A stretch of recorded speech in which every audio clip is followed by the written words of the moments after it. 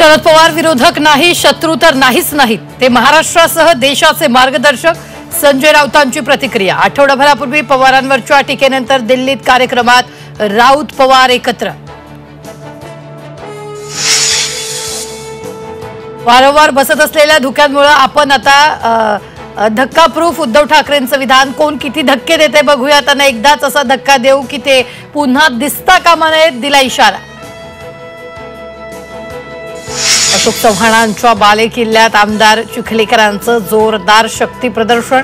मी घाबरून कोणत्याही पक्षात गेलो नाही. अजितदादा मुख्यमंत्री झाल्यास तेही राष्ट्रवादीत येतील. चिखलीकरांचा अशोक चव्हाणांवर हल्लाबोल. कागदपत्र फेरफार प्रकरणी कृषी मंत्री माणिकराव कोकाटेंना 2 वर्षाची शिक्षा. नाशिक कोर्टाकडून लगेचच जामीन.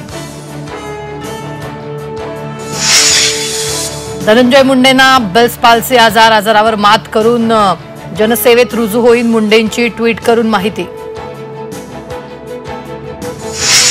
महिलांना 50% सवलत दिल्यानं एसटी तोट्यात. प्रताप सरनाईक यांची कबुली. यापुढे एसटीमध्ये नव्या सवलती नाही.